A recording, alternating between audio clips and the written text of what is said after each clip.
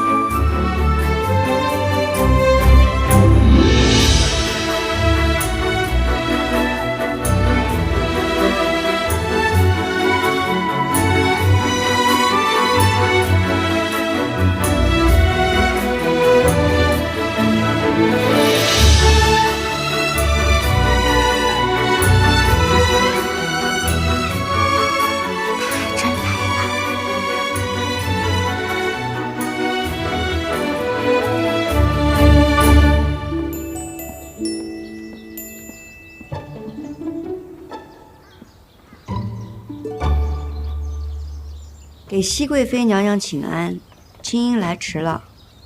青音格格怎么来这么晚啊？得了，既然来了，就去那儿站着吧。是。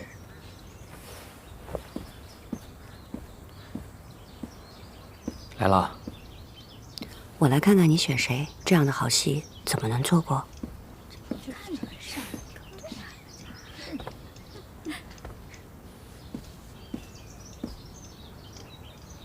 选秀继续。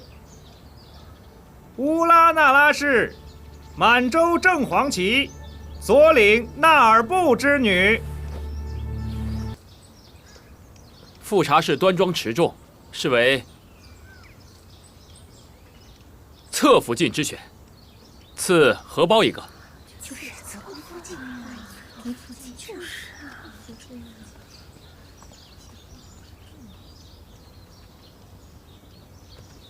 谢谢阿哥。熹月格格人如其名，东方未晞，月色风霜。谢四阿哥夸赞。如此美貌，赐黄金100两。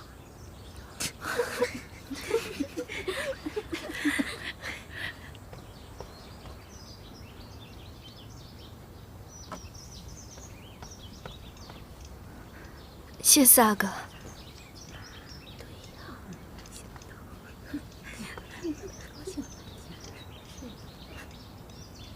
青音格格聪颖伶俐，是为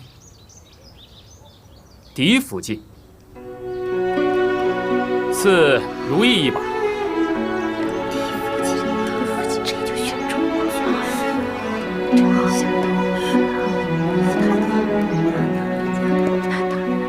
我是来给你长眼的，你给我这个做什么？说好给你就给你的。我跟你开玩笑的。谁跟你开玩笑？这是你的终身大事，不得儿戏。你在哪？我走了。怎么，不敢拿？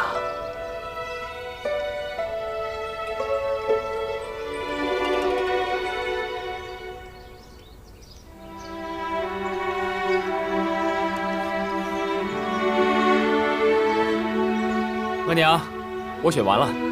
恭喜青音格格为嫡福晋，谢恩。谢四阿哥。弘历。皇上驾到。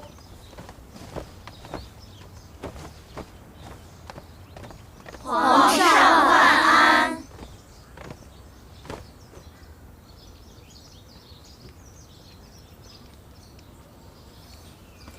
皇上，咱们的四阿哥已经选了青音格格为嫡福晋。那不成。皇阿玛，有何不成啊？青音格格是皇娘的侄女啊。正因如此不成。皇后犯错，已被禁足景仁宫，非死不得出。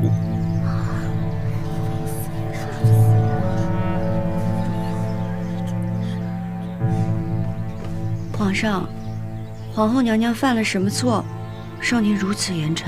皇后谋篡皇位，朕没要她性命，以示宽容。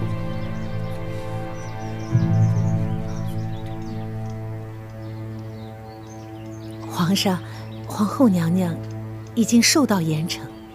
您万勿迁怒三阿哥。皇上有旨，皇三子弘时、萧宗吉去玉蝶，再非皇室中人。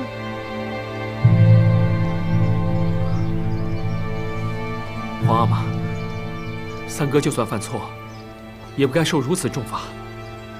请皇阿玛看在父子情分上开恩吧。天家先君臣后父子，你不必为弘时再求情。还有，青樱是乌拉那拉氏的后人，如今这种情形，他能不能入你的府邸，你要细细的思量。皇阿玛，青樱格格一直待在降雪轩，他什么都不知道，不该无辜受牵连。再说了，他被三哥拒婚，如今再失了名分，一个闺阁女子，如何在世间立足啊？你在替他说话。皇阿玛圣明，皇娘犯错受罚，不该祸及家人。青樱格格也是您的家人呐。弘历，别再惹怒你皇阿玛了。左培生，奴才在。送青樱出宫。这，青樱哥哥，请吧。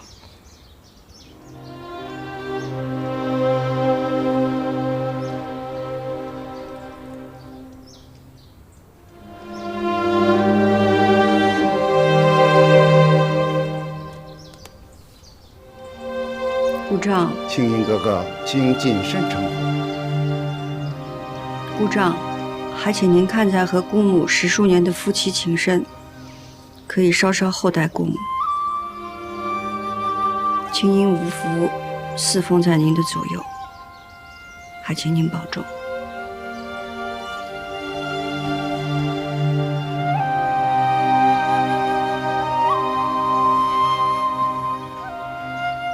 青樱，别失了分寸。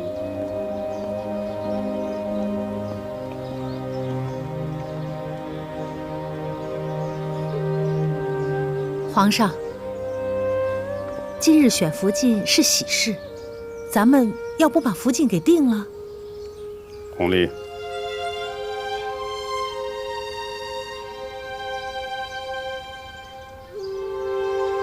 罢了。现在吉时已过，正看弘历也有些累了，改日再议吧。恭送皇上。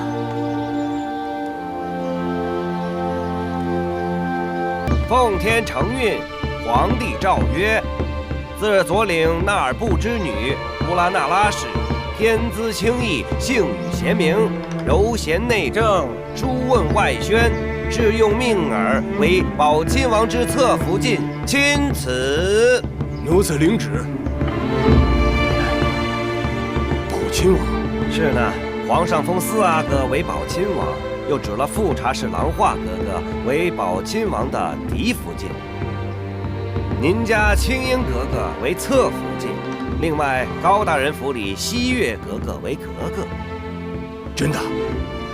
青樱成了保亲王的侧福晋了？这还能有假？青樱格格，您那日没拿到的荷包，今天奴才亲自给您送来了。这荷包来的可不容易，这是保亲王向皇上给您求来的。多谢公公。保亲王与嫡福晋富察氏8月初1成婚，侧福晋乌拉那拉氏与高氏格格8月初2进府。好好准备准备吧。奴才领旨。多谢皇上恩典。青樱，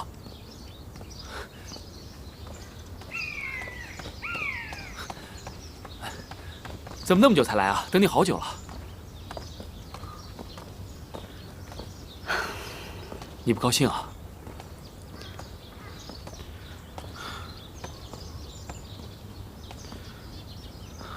我知道，侧福晋是委屈你了。我不是在意这个，我现在在想，我是不是该嫁进王府？是因为皇额娘的缘故。是啊，从前在这儿玩的时候都觉得好玩，可是如今在看宫里，我又觉得心慌。皇额娘的事情，我会再和你一起想办法的。我也明白你现在的感觉，可生在皇家，无一日不感受到这宫墙下的冰冷残酷。青樱，我会尽我所能的护着你，不再让你受任何的苦楚，哪怕以后再碰到任何的风浪，我们一起面对。熹贵妃也不会喜欢我吧？皇阿玛已经把你允给我了，相信额娘也不会再说什么了。而且我也跟额娘说过了，不要因为皇额娘的事情而牵连你的。我还向她表明了，我心中真正想要的只有你一人。弘历哥哥，你知道吗？那日在这里，我叫你来参加我的选秀，我的心里是多么紧张啊！在降雪轩的时候，你没来，我心里多忐忑。后来还好你来了，还接了我的如意，我心里总算踏实多了。我也明白你的性子，你不愿意的事情，没有任何人可以勉强你，所以你心里有我的是吧？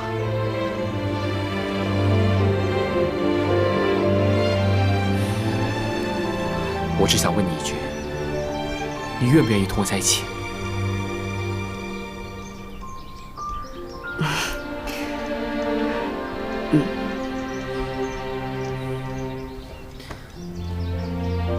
从今以后你什么都不用怕，有我在，你放心。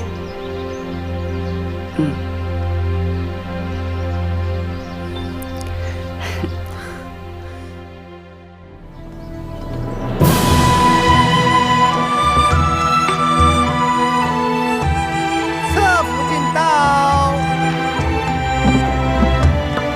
月格格到，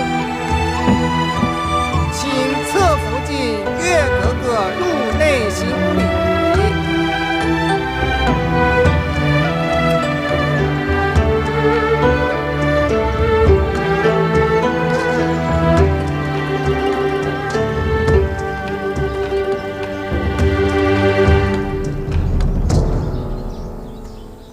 拜见王爷福晋。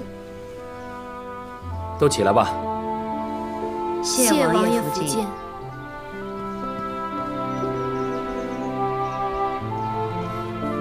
你们之前都与福晋见过的。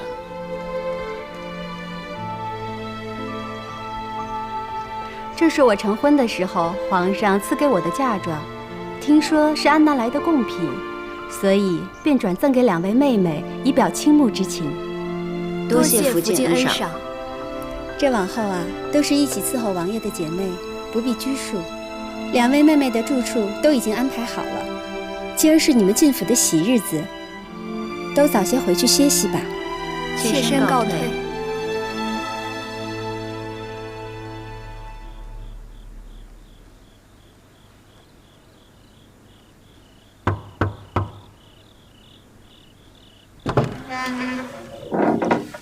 王爷，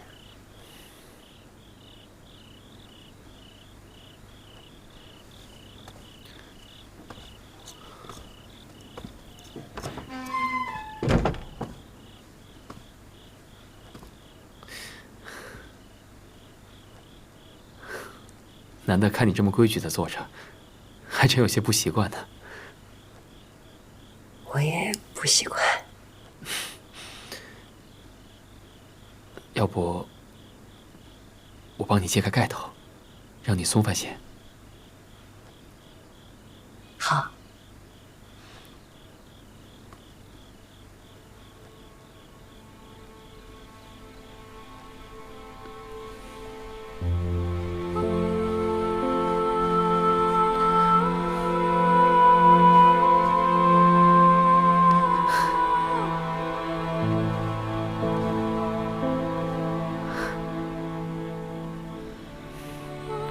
好看，比我想的更好看。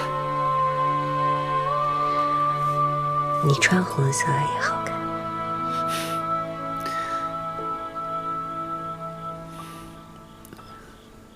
青音啊，你终于嫁给我了，好像做梦一样。我也觉得在做梦一样。跟你说个悄悄话，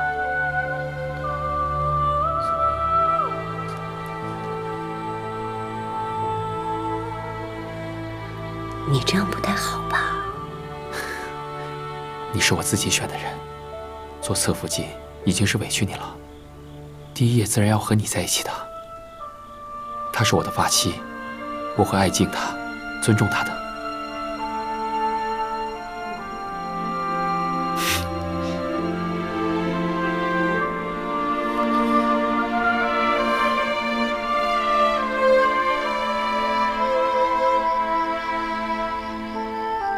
格格，王爷今夜去了侧福晋那里。王爷昨夜虽歇在福晋房里，但并未行周公之礼。真的吗？千真万确。那如此说来，福晋心里也不舒服。格格，如果您能得到福晋的帮手，以后在府里也不怕没个照应了。去把我的皮肤拿来。是。我还不信了，我能一辈子就是格格。说不定明天晚上王爷就来我屋里了。格格多才多艺，王爷一定会喜欢您的。王爷去了侧福晋那儿，怎么会呢？你没看错吧？福晋，奴婢没有看错，王爷的确歇在侧福晋房中，烛火都熄了。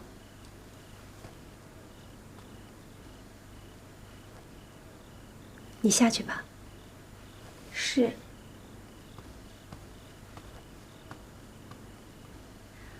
福晋，昨夜王爷虽然歇在您这儿，却推说身上太累，未行周公之礼。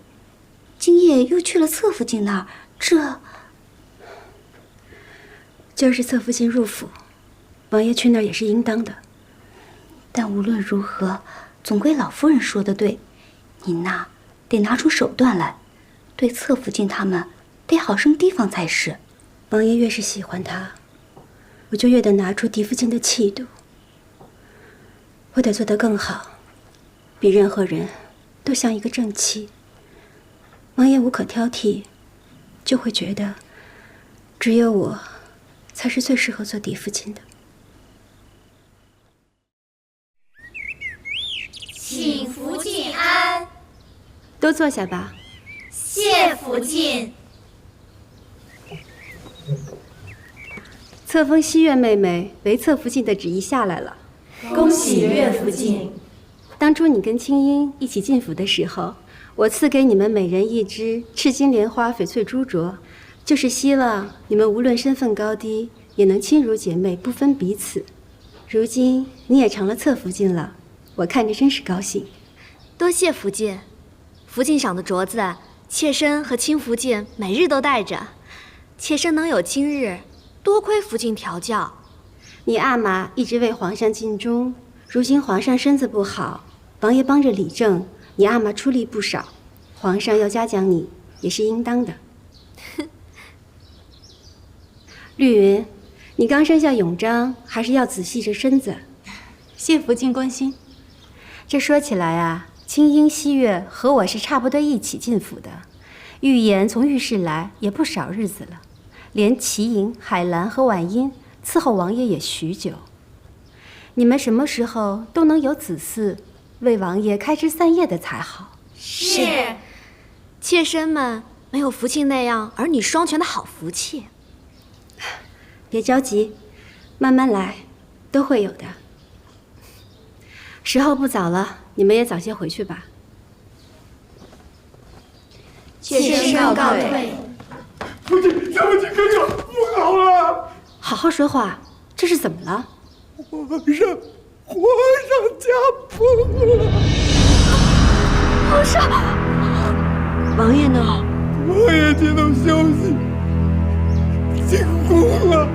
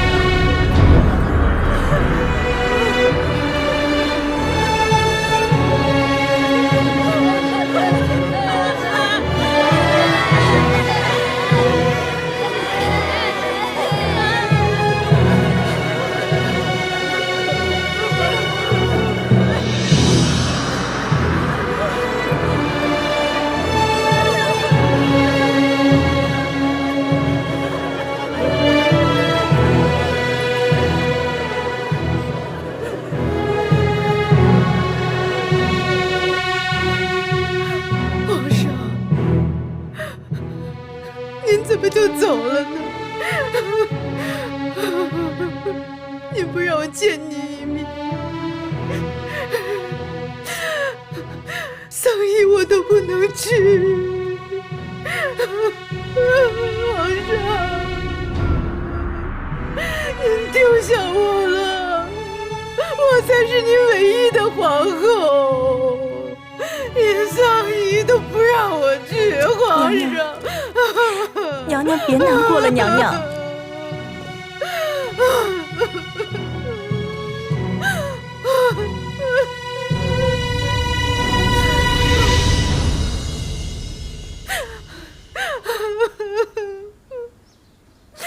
娘娘，先帝驾崩，奴婢倒认为您从这儿出去的唯一机会来了。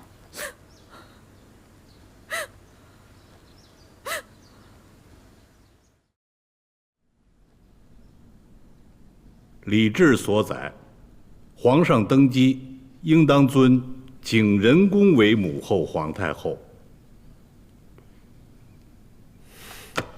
什么？景仁宫乃皇上的嫡母，理应尊为母后皇太后。熹贵妃是皇上的生母，可封为圣母皇太后。祖宗的规矩历代如此，两宫并立也是应当的。皇上，丧仪毕，东西六宫都要由皇上的嫔妃入住，那景仁宫仍住着大行皇帝的皇后，实在是不合情理。可皇阿玛曾说过，与景仁宫再不相见。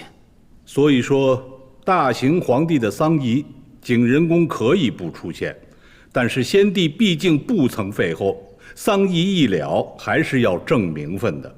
皇上，正嫡庶，明尊卑，方可治天下。臣妾考虑看看。那臣等先告退。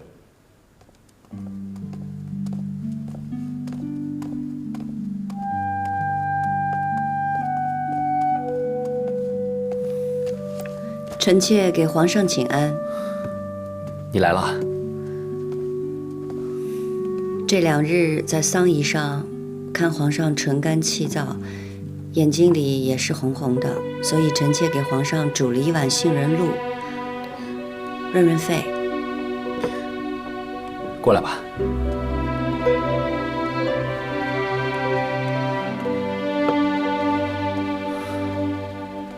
坐。皇上，朕叫你坐你就坐。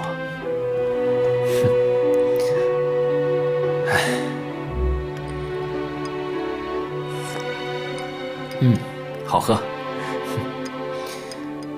上次啊，咱们2个这么静静的说话，还是在府里呢。如今啊，却时过境迁了。是啊，那时候怎会知道大行皇帝骤然崩逝？皇上现在也是身负千斤重担。这皇阿玛的丧仪啊，还有朝政之事都还好，只是眼下有个难题，朕不知该如何。何事啊？朝臣中有人提议，将你姑母放出景仁宫，尊封母后皇太后。这么多年了，你也希望你姑母出来吧？臣妾自然是希望姑母可以解了禁足，安享晚年，臣妾也可以尽一份孝心。但是下令禁足姑母的是先帝，尊封母后皇太后又是国事，臣妾也不便说什么吧。朕也是想着，皇阿玛生前说过，与景仁宫死生不复相见，所以朕的心里啊，很是难为。可朕又想，要是放你姑母出来，恢复了尊荣，你的背后也可有个倚仗，也可过得畅一些。皇上为姑母和臣妾思虑，臣妾万分感激。只是皇上也不必过分担心，事情总有解决的法子。如若艰难，皇上也不用太为难自己。朕知道了。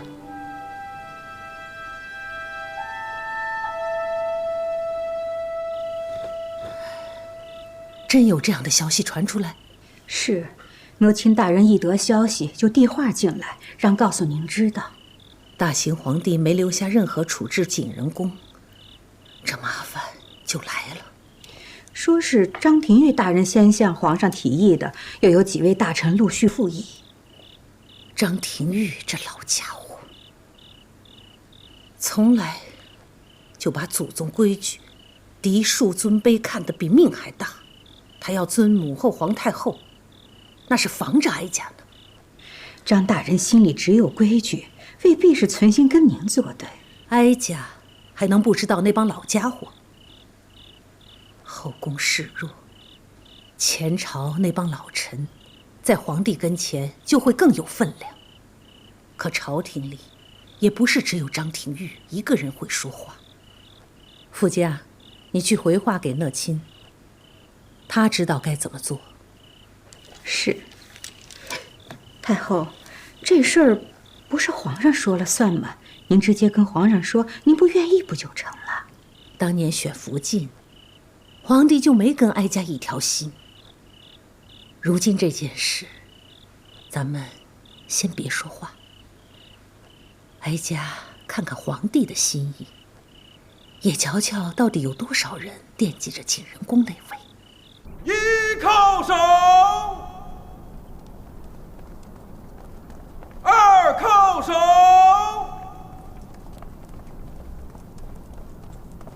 三靠手，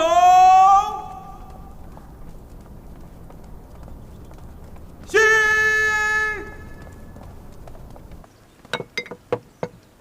皇额娘，今日的膳食是儿臣等各自进献的，请皇额娘尝尝。太后，是否先饮汤？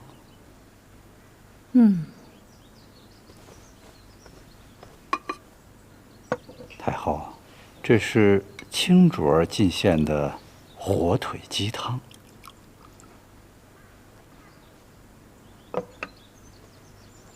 好好的鸡汤，用味儿重的火腿相佐，喧宾夺主。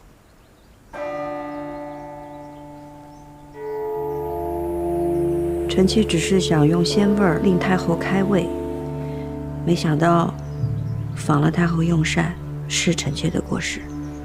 两样东西炖一块儿，分了高低主次才好。想要并重，反而坏了味道。臣妾知错。看来这两样东西不能并重。太后，臣妾下回给您炖清鸡汤喝。叫人把这些东西都撤了吧，哀家没有胃口。皇额娘，您近日为心底哀痛，身子本来就不适了，若饮食再清简，那就更撑不住了。您好歹还是禁一些吧。太后好不容易进些晚膳，却被青音姐姐败了胃口。今日下午还有好几个时辰的哀仪，青音姐姐是想让太后饿着身子熬在那儿吗？臣妾有失，甘愿受罚，还愿太后顾及凤体，多进一些吧。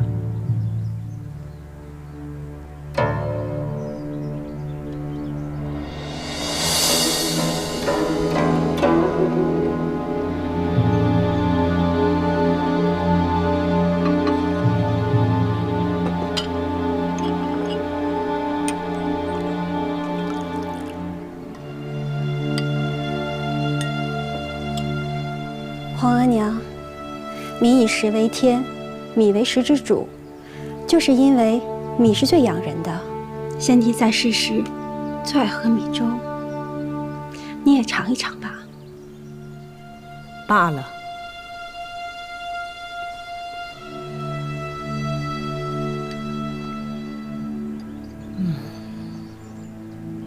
说来呀，这一饮一食能有多大讲究？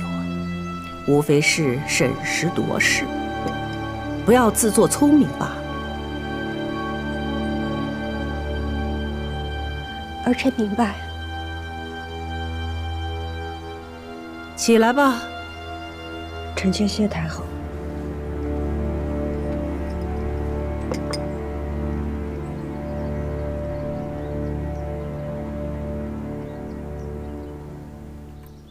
皇额娘，真的这般对青英？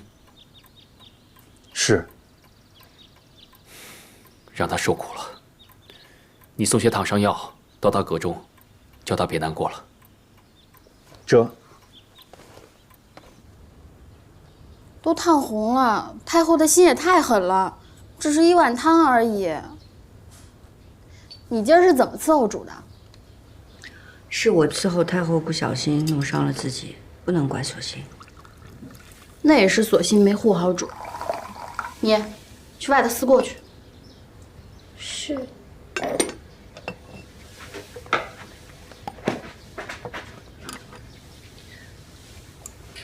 阿若，索性是前邸里从了新字辈的大丫头，你说话也得留意些，别总是颐指气使的。奴婢不过是觉着，索性不是咱们府里陪嫁来的，没有那么亲近。你和索性都是跟着我的，往后在宫里过日子，你们两个若不好好相处，日子怎么过？你这脾气是得改一改。可奴婢就是这么个心直口快的性子，太后今儿有点太欺负人了。不过皇上心里是疼您的，这不急急就让李公公送了烫伤药来。奴婢看呀，等回头进了宫，或是老主子出来了，皇上怎么也得给您封个贵妃、皇贵妃的，到时候太后就不敢这么欺负您了。刚跟你说了，说话要留一些，倒是越说越没分寸了。太后也是你可以胡乱妄议的嘛。若是让旁人听见了，你有10条命都填不满。奴婢也是心疼主嘛。是，奴婢知道错了，以后不敢了。还疼吗？疼。弘历打算什么时候放我出去，尊我为母后皇太后？您一定要做母后皇太后吗？宫规祖制在此啊，先帝不曾废后，我就是名正言顺的母后皇太后，我该住慈宁宫去。住到慈宁宫之后呢，就跟钮祜禄似，再分个输赢。争斗不休，总会伤着自己的。我哪怕遍体鳞伤，我都要跟他斗到底。青英，你要跟姑母一条心，你要让弘历早点放我出去。皇上倒已经很为难了。你这是信乌拉那拉还是爱新觉罗呀？我是心疼您。你要是心疼我，你就应该知道，姑母此生唯一所望，就是跟先帝生同亲，死同血。先帝已经弃绝您了，亲口说了生死不复相见了。他不见我，我就去见他。他弃绝了我，我绝不会离开他。青英，我只有成为母后皇太后，才能跟先帝生死相依。这个名分，我一定要争。你起来。我今天跟你说的这些，该怎么办？你明白吗？明白了。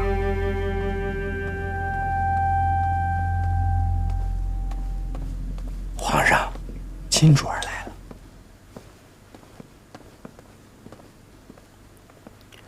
皇上，坐吧。这么晚怎么来了？臣妾知道皇上一定还在为姑母的事烦忧。朕也希望这件事情尽快有个决断。只是礼法和孝义，终究难以两全啊。皇上，臣妾想求您一件事儿。你说。能否让姑母去行宫颐养天年？你这么想的？如果您以太后的身份在行宫供养姑母，哪怕暂时不要给她名分，您对那些尊嫡的人也可以有所回应，然而对那些阻挠姑母尊封为母后皇太后的人，他们看姑母离开了紫禁城，又未被尊封，想来他们也不会说什么了。至于太后那儿，臣妾也想过了。若两宫太后在紫禁城并立，这二位老人家争执了一辈子，日后也难免两相离不容，后宫不宁，皇上也烦忧。不如让姑母去行宫安养天年，避开太后也是好的。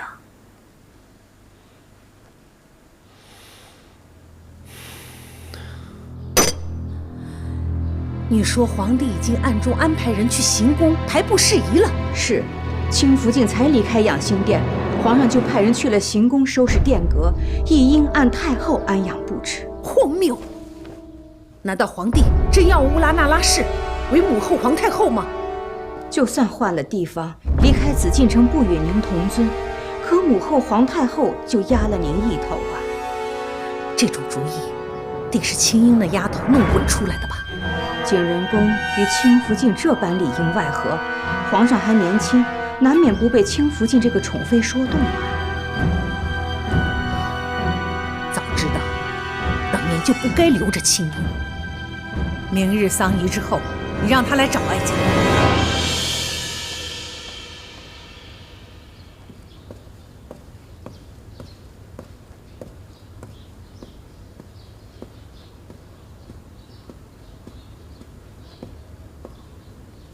臣妾给太后请安。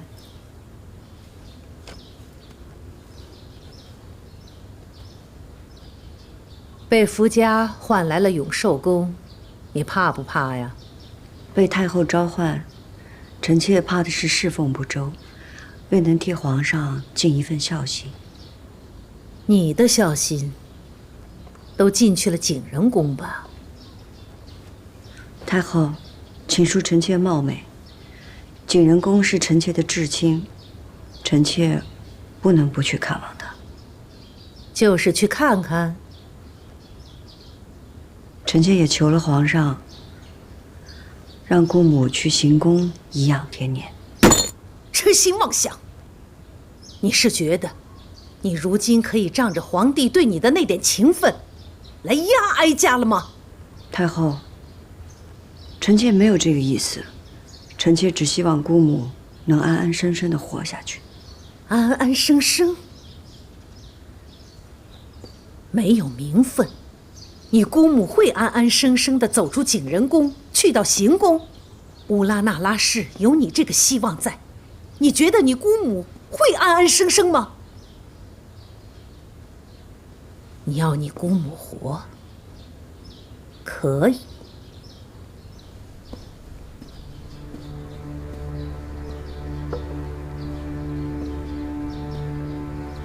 除非他没了你这个倚仗，哀家倒可以给他一条活路。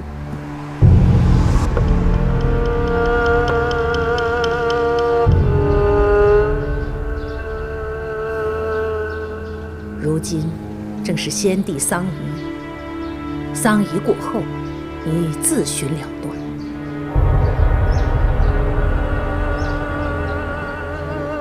你不求哀家开恩饶恕？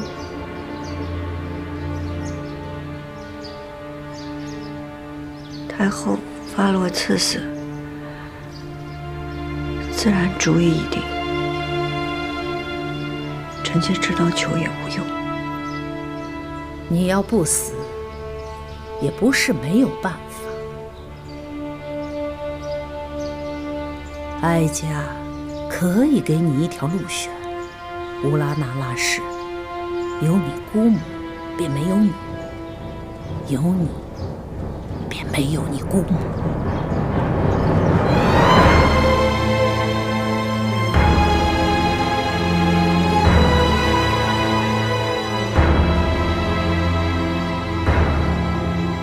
若是臣妾死了，您可否圆姑母和先帝合葬的心愿？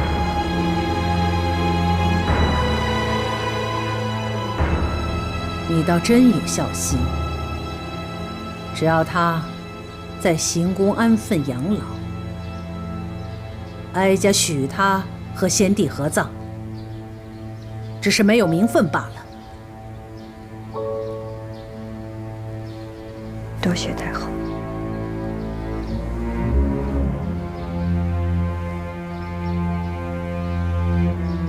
不过，皇帝若是知道你今日与哀家所言，你姑母便会和你一样，活不得。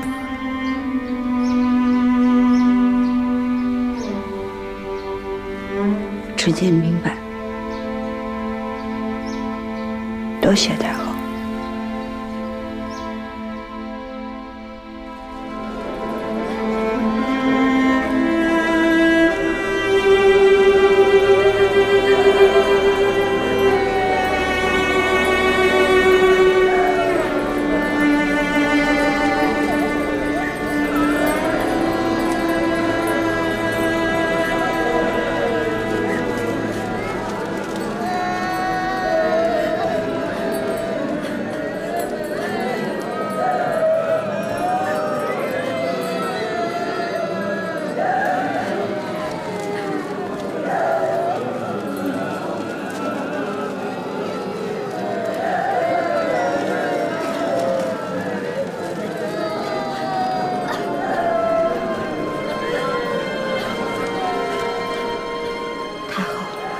庆如大约是去了养心殿了，他该不会说出什么来？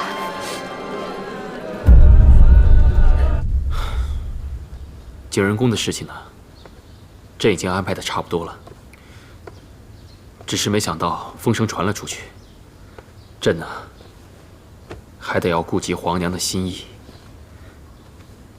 为了安抚皇额娘，也为了你姑母来日能好好颐养天年，按太后奉养她的事，朕还得慢慢安排。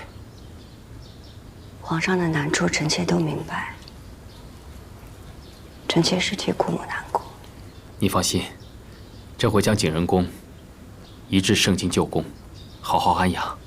在这件事情上，他只是缺了一个名分罢了。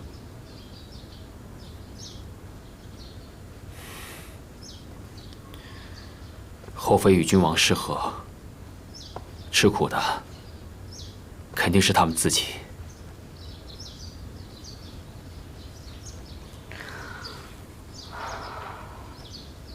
还请皇上顾怜姑母，不要让她在圣经旧宫吃苦。瞧你这话说的，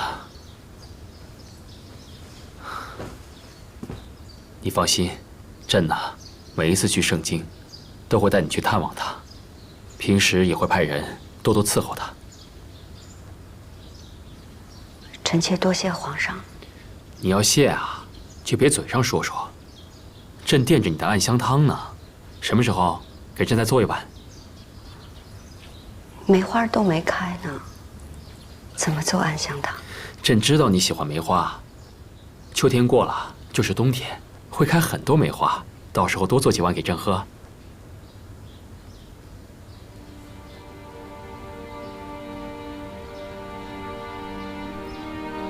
你不答应朕啊？臣妾答应。你怎么了？臣妾只是想起与皇上初见。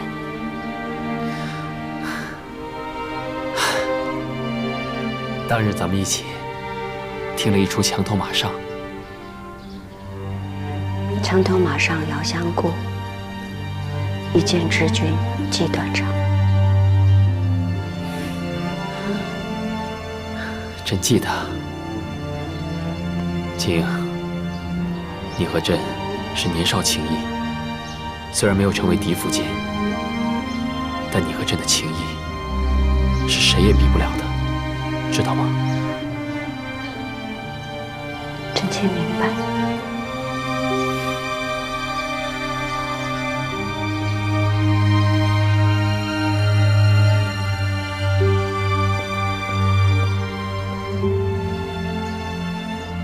皇上，如果日后臣妾不能日日给您请安，臣妾也会永远祈佑皇上龙体康健，事事顺遂。这是干什么？快起来，快起来！来，你今儿是怎么了？啊？不过朕也明白你姑母之事。一个女人为了名分，一生悲苦。朕明白你，朕和你一样怜悯你姑母。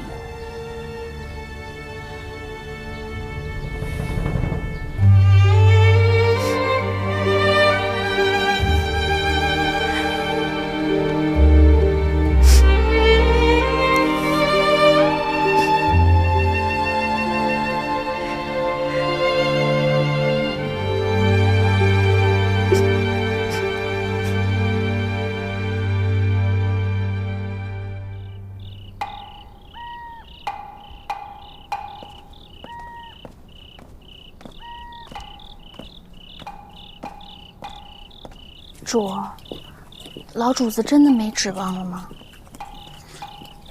那我们会不会受牵连呀？主不该去的，万一这要是被太后娘娘知道了，可就麻烦了。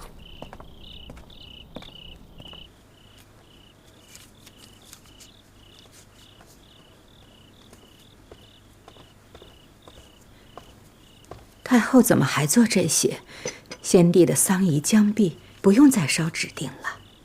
先帝灵前那些，都是哀家亲手做的。如今这手闲不住，你说这是烧给景仁公好呢，还是给他侄女呢？亲主是晚辈，哪里配得上您亲手做的东西？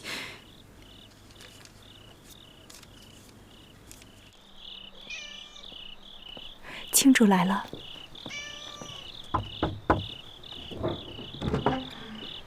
您快着点儿。主，你在这候着。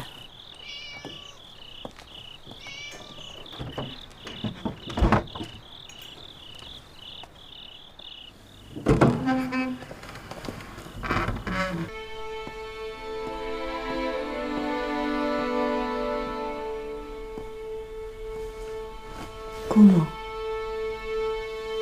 起来吧，我正要传你呢。我是来告诉姑母，皇上安排了您去行宫颐养天年。怎么颐养天年？不入史册，不赴太庙，来日以无名无分的先帝嫔妃身份下葬，再也不能和先帝同穴而眠。不是这样的，姑母只要安心的在行宫待着，死后会安享爱肉，和先帝葬在一起。这个安排，你是有什么代价换来的呀？皇上疼惜我呀，才有这样的安排。没有钮祜禄氏的授意，皇上会答应你吗？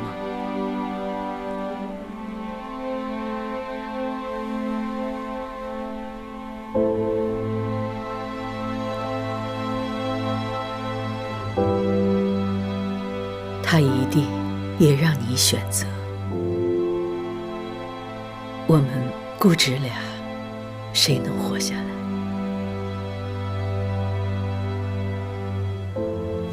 太后也来找您了。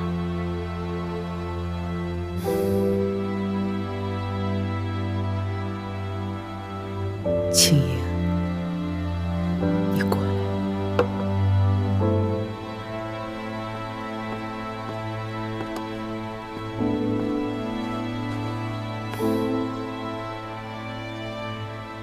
姑母知道你的性子，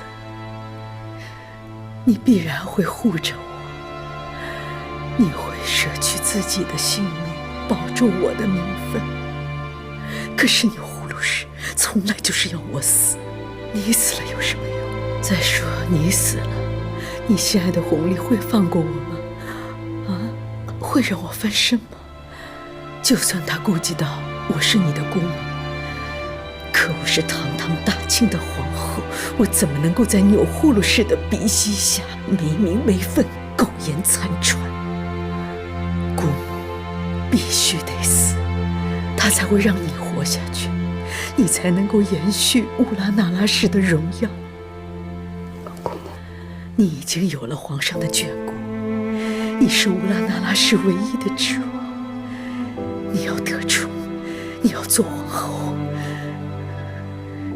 可是姑母，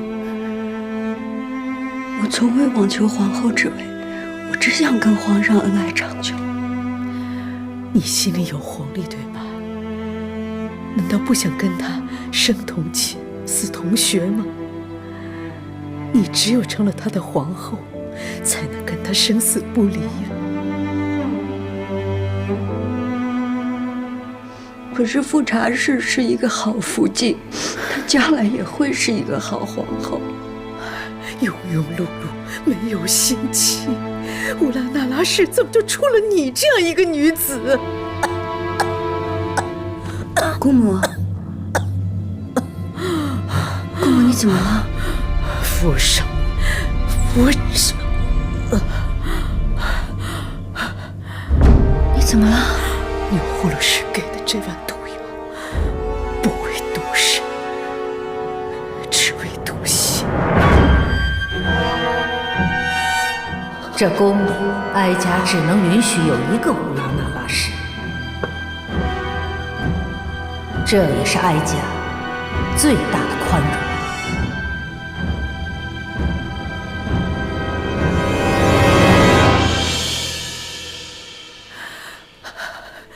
青英啊，你要看着我死，证明我不是卑鄙自裁，而是有份报比，怪不得任何人。可是姑母，你分明是被太后逼死的。眼下你我都已无力反驳，你要活下去，你连恨都不要有。你不仅要让有呼噜氏不杀你，还要让他成为你的助理。你要当皇后，才是为我报仇，更是对我的报答。你比我幸运，你已经有皇上的宠爱，千万不要像姑母这样成为一个弃妇。青英，乌拉那拉氏已经有一个弃妇了，再不能出第二个弃妇了。姑母，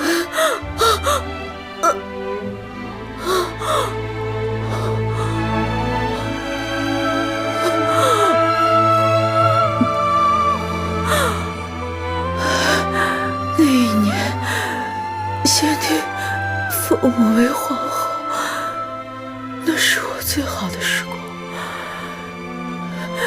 是一个殊荣。我爱的人也没有离开我。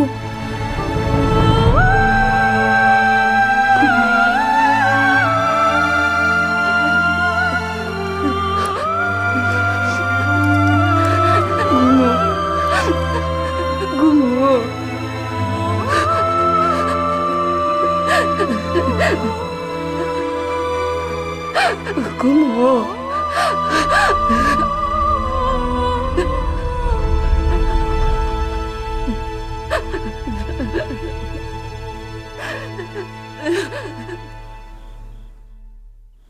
我去的时候，景仁公已经死了，出来的是青卓儿。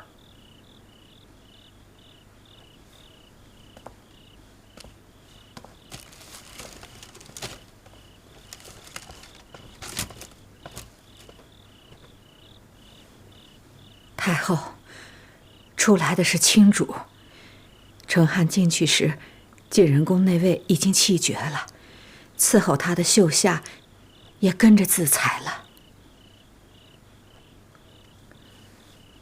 景仁公死了，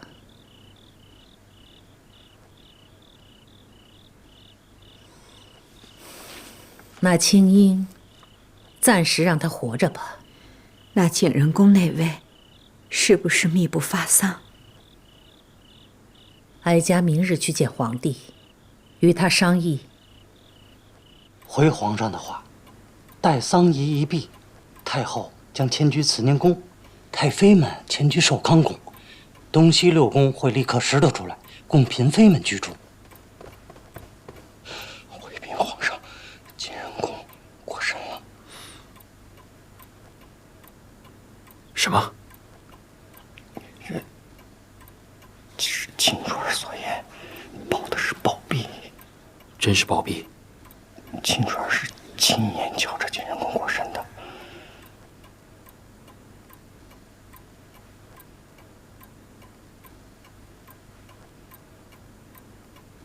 是服毒。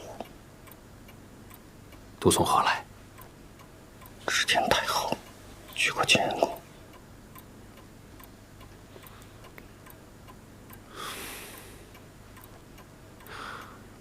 让人去照顾景仁宫的身后事。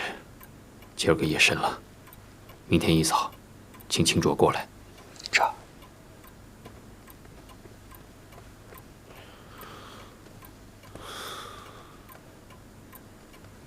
景仁宫过身了，他怎么死的？王清支支吾吾的，也说不太明白，只说皇上也很惊诧于景仁宫骤然离世。王清不敢说，才见景仁宫死得蹊跷。不过不管怎么说，死了便好了。景仁宫活着就是个祸害。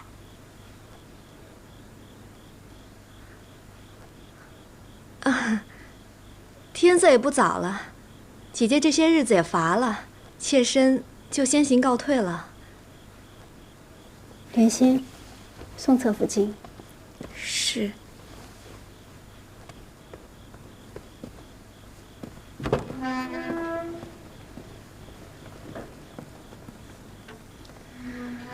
这景仁宫本是皇后，该颐养天年。若不是言行得救，失欢于先帝，也不至于落得如此下场。看来皇后之位不易做呀。您与景仁宫怎么一样？您出身大族，又有皇子。景仁宫何尝不是出身大族，又有皇子？只是皇子早夭，宠妃当权，才知太后一味易主，潦倒丧命，身后连史书都不得记载，仿若是一粒不曾存在的尘埃。无论皇上怎么想，只要将来娘娘稳坐皇后之位，咱们的22个平安长大就好。皇上嘛，难免有宠爱之人，只盼他们先别生下皇子才好。若是嫡子长成，宠妃们再生下庶子，也就不怕了。皇上，慈宁宫历来为太后所居，既是太后所居，必得郑重待之。传朕旨意，精修慈宁宫，以供太后颐养天年。既有精修，慈宁宫一时就住不得人，那太后可以暂住寿康宫。让太后和太妃们同住，这也太窄巴了点儿。皇上小心外太后，奴才立刻去办。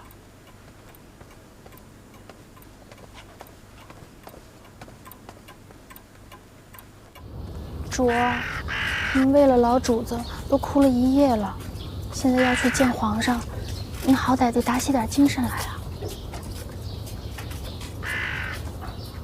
景仁宫过身了，皇帝知道了吧？是。秦英派人来禀过，说景仁宫是忧愤暴毙。忧愤暴毙？如何暴毙？不是自裁？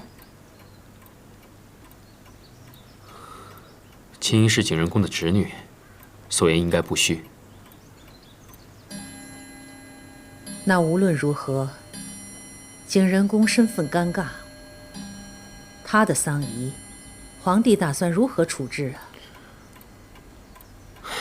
虽无尊封，但先帝到底是未曾废后，景仁宫又因为皇阿玛驾崩而伤心暴毙，儿子打算以皇后之礼将其安葬。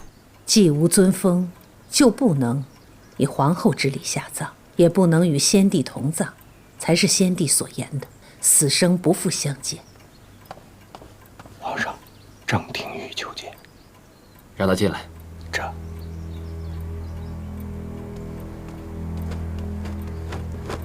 臣张廷玉给皇上太后请安。何事啊？皇上，臣闻听景仁宫暴毙崩逝，特来觐见皇上。后宫之事，前朝之臣也要来干涉吗？启禀太后，后宫之事，外臣本不该干涉。然而，景仁宫是否尊封，已得朝野关注，已属国事。既然是国事，臣就不得不问。尊封之事，尘埃落定，景仁宫已暴毙，事情已了。尊封之事才出，景仁宫便暴毙身亡。皇上，其中曲折实在是令人遐思，臣请皇上一定要细查此事。历来帝王驾崩，后宫总有人伤心离世。景仁宫过世，有什么可遐思的？但是这次过身的毕竟是大清曾经的皇后，哪怕先帝与景仁宫多年不睦，哪怕先帝曾言此生不复相见，就算是没了尊位，景仁宫也不该不明不白的暴毙呀！怎么叫不明不白？张大人此言难道是对哀家有疑？总还有张大人愿意为老主子说话。张大人最重朕的。皇者又是素来与太后不睦之人，彻查此事。臣妾乌拉那拉氏求见皇上。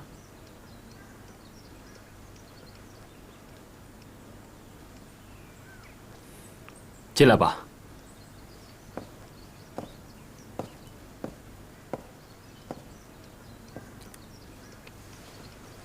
臣妾给太后、皇上请安。起来吧。给娘娘请安。娘娘，臣张廷玉正与皇上谈景仁宫暴毙之事，娘娘是景仁宫的至亲，务必为他讨个公道。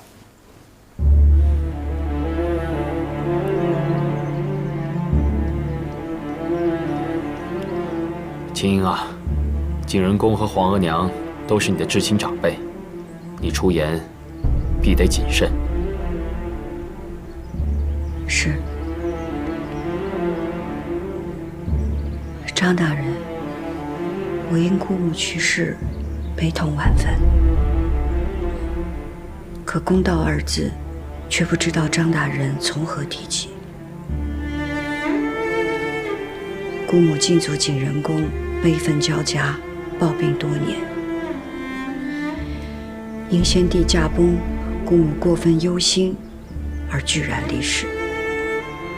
当时我侍奉在榻前，亲眼看着姑母驾鹤西去的。